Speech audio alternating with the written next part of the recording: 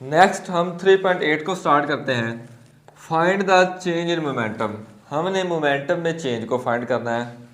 For an object, एक object के लिए subjected to a given force, उसको एक फोर्स दी गई है। फॉर अ गिवन टाइम, एक टाइम के लिए। एंड और state law of motion in terms of momentum. Law of motion को हमने डिराइव करना है मोमेंटम की टर्म में। तो ये जब हम थ्योरी पढ़ रहे थे तब भी हमने किया था। बहुत ही ज़्यादा आसान क्वेश्चन है। सबसे पहले यहाँ पे हेडिंग देंगे according to Newton second law of motion. Second law of motion, motion motion motion जो लगते हैं ये वो मोशन नहीं है। F is equal to M A. Newton का सेकेंड लॉ हमने पढ़ा हुआ, F is equal to M A. Acceleration की जगह पे उसका फार्मूला पुट कर सकते हैं। ए बराबर होता है V F minus V I over T T T T T T T. M को अंदर मल्टीप्लाई कर दें तो ये हो जाएगा M V F minus M V I over T. Mass और वेलोसिटी का प्रोडक्ट क्या होता है? मोमेंटम। तो इसको मैं कह सकता हूँ P F minus P I over T, या दूसरे लफ्ज़ों में हम कह सकते हैं कि P F minus P I है तो डेल्टा पी भी कह सकते हैं, यानी कि change in momentum over time. तो फोर्स हमारे पास आई is equal to change in momentum over time. ये देखें second law in terms of momentum, तो इसी को तो कहते हैं। यहाँ पे देखें force is equal to the rate of change of momentum. तो यहाँ पे लिख सकते हैं the rate of change of momentum is equal to applied force।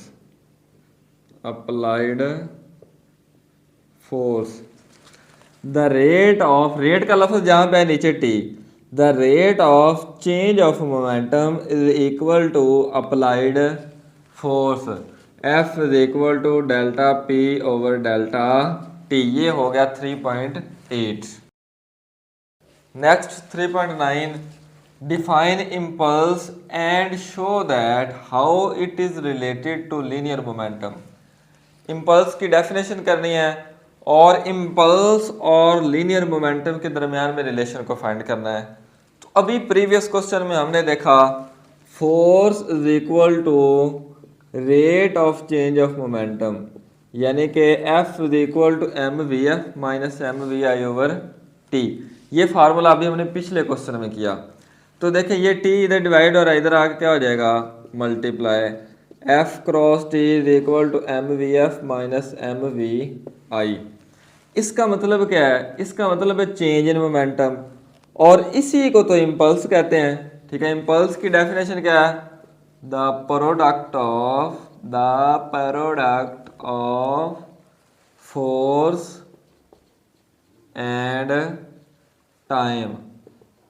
Force और टाइम को मल्टीप्लाई करें तो हमारे पास क्या आ जाती है?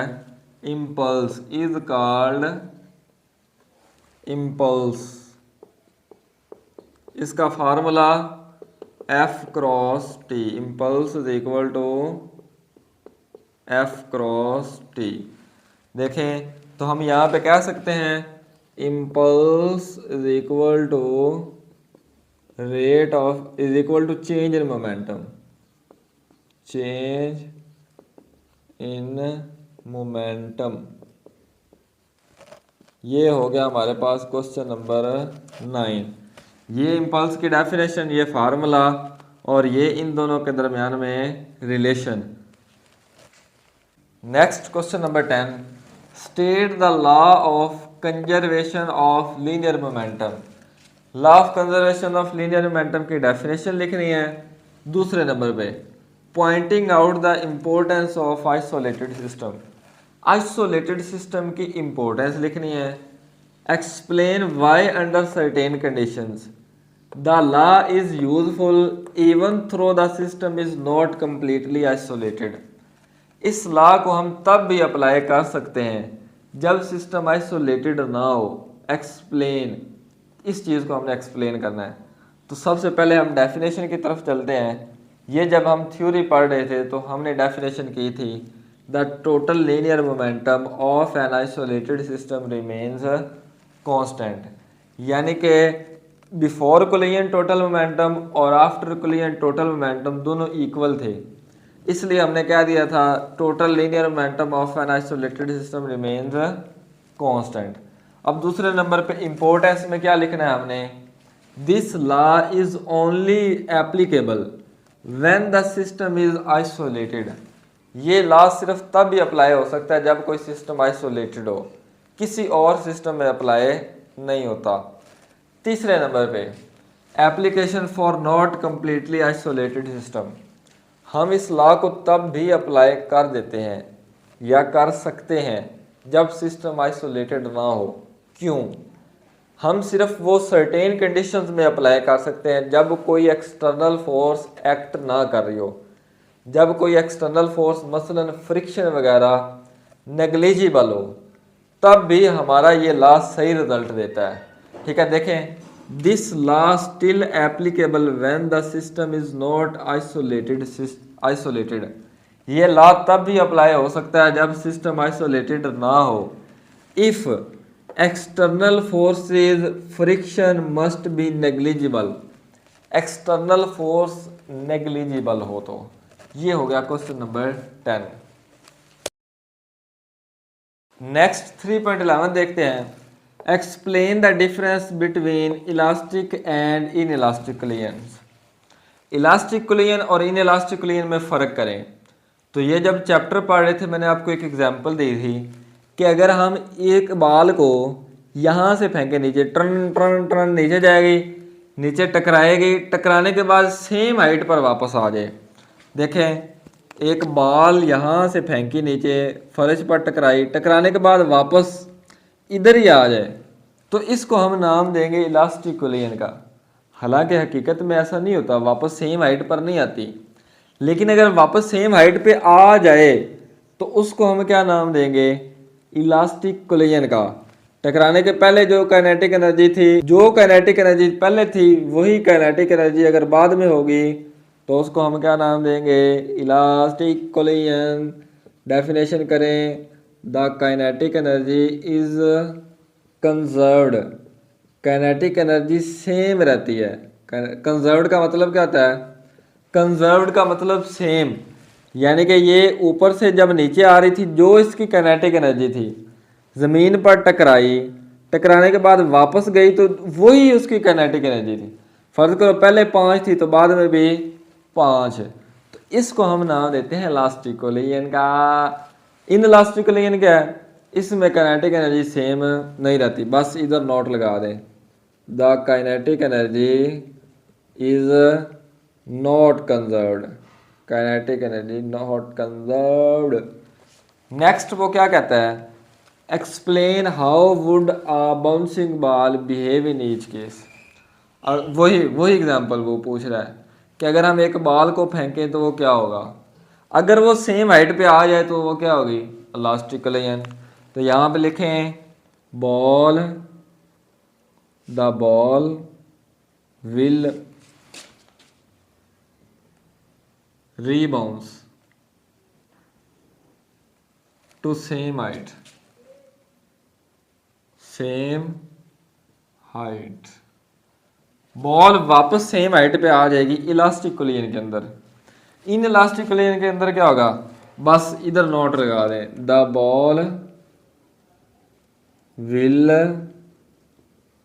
Not rebounce to same height. Inelastic collision के अंदर बॉल सेम हाइट पे वापस नहीं आएगी। नेक्स्ट वो क्या कह रहा है, give possible reason for the fact that kinetic energy is not conserved in most cases. वो कहता है पॉसिबल रीजन बताएं कि ज़्यादातर केसेस में काइनेटिक एनर्जी सेम क्यों नहीं रहती। तो देखें, जब बॉल को नीचे फेंका, ज़ाहिर बात है दरमियान में हवा मौजूद है, और हवा में सबसे ज़्यादा फ्रिक्शन जो होती है, ठीक है, कुछ ना कुछ फ्रिक्शन की वजह से उसकी एनर्जी लॉस होगी। जब वो ज़मीन के साथ बॉल टकराएगी, टकराते वक्त उसकी कुछ ना कुछ काइनेटिक एनर्जी किस में कन्वर्ट हो जाएगी, साउंड एनर्जी में, क्योंकि साउंड पैदा होगी। तो ये दो रीजंस हैं जिसकी वजह से काइनेटिक एनर्जी सेम नहीं रहती या बॉल अपनी सेम हाइट पर वापस नहीं आती। पहले रीज़न क्या लिखेंगे, पहली रीज़न लिखेंगे फ्रिक्शन, पहली रीज़न फ्रिक्शन, दूसरी रीज़न क्या है, साउंड। कुछ ना कुछ काइनेटिक एनर्जी फ्रिक्शन की वजह से लॉस होगी, कुछ ना कुछ काइनेटिक एनर्जी किस में कन्वर्ट होगी, साउंड में कन्वर्ट होगी। नेक्स्ट 3.12 स्टार्ट करते हैं। Explain what is meant by projectile motion. Projectile motion का क्या मतलब है, तो ये हमने पढ़ा था कि 2 डायमेंशनल मोशन, यानी कि एक फुटबॉल है, ये फर्ज कर लें फुटबॉल को एक प्लेयर किक करता है, ट्रुन, ये ऐसे आया, ऐसे। तो अब इस फुटबॉल ने एक्स एक्सिस में भी सफ़र किया है, कुछ ना कुछ इसमें इसने वाई एक्सिस में भी किया है, तो इसकी मोशन प्रोजेक्टाइल मोशन है। 2 डायमेंशनल मोशन कोई भी होगी उसको हम कहेंगे प्रोजेक्टाइल मोशन। शायद अफरीदी छक्का लगाता है तो वो भी एक प्रोजेक्टाइल मोशन ही है, ठीक है। तो इसकी डेफिनेशन क्या करेंगे, 2 dimensional motion, 2 dimensional motion under the constant acceleration due to gravity, due to gravity, ये वाली इसकी होगी डेफिनेशन। अब नेक्स्ट वो क्या पूछता है, drive expression for time of flight. इसके टाइम ऑफ फ्लाइट का फार्मूला लिखें। तो पीछे फार्मूला हमने पढ़ा था टाइम का, प्रूव भी किया था, T is equal to 2 VI sine theta over G. Next वो क्या कहता है, B range of projectile. Range का फार्मूला भी लिखें, तो रेंज का फार्मूला देखें, रेंज का फार्मूला भी हमने प्रूव किया था, VI² sine 2 theta over G. Next वो क्या कहता है, show that the range of projectile is maximum when projectile is thrown at an angle of 45। वो कहता है कि शो करें कि रेंज मैक्सिमम होगी जब एंगल 45 होगा। तो ये हमने साबित करना है, प्रूव करना है। तो गौर करें, एक बात को गौर करें बस, यहाँ पे ये रेंज किसके ऊपर डिपेंड कर रही है, रेंज डिपेंड कर रही है एंगल के ऊपर। जब ये एंगल मैक्सिमम होगा तो रेंज भी क्या होगी, मैक्सिमम होगी, ठीक है। और मैक्सिमम वैल्यू क्या होती है, 1 वैल्यू मैक्सिमम होती है और 0 वैल्यू मिनिमम होती है। यानी कि जब ये एंगल मैक्सिमम होगा तो रेंज भी क्या होगी, मैक्सिमम।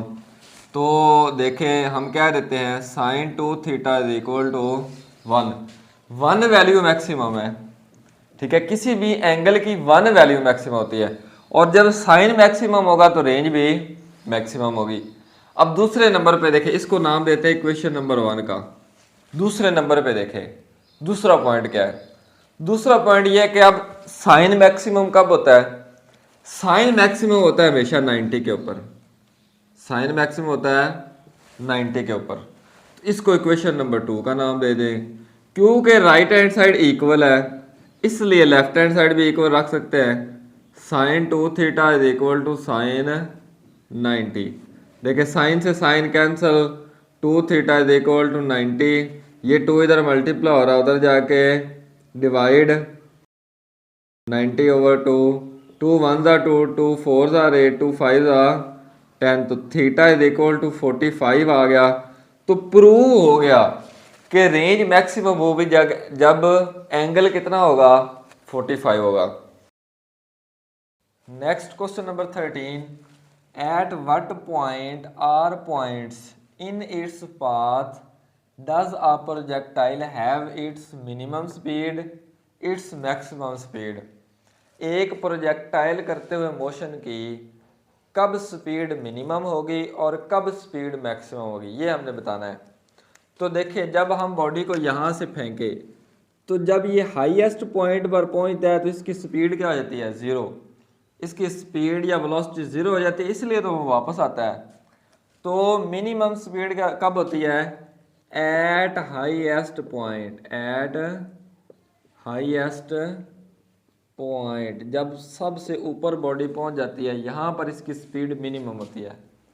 इसकी स्पीड मैक्सिमम कब होती है, इसकी स्पीड मैक्सिमम होती है जब हम बॉडी को नीचे से फेंकते हैं, यहाँ पर हम फुल स्पीड से फेंकते हैं, फर्ज करें 40, थोड़ी सी ऊपर गई तो इसकी स्पीड 30 होगी, और गई 20, 10, यहाँ पे जाके रह गई 0, फिर वापस नीचे बढ़ती बढ़ती जब वापस नीचे गिरेगी तो इसकी स्पीड कितनी हो जाएगी, वापस 40 हो जाएगी।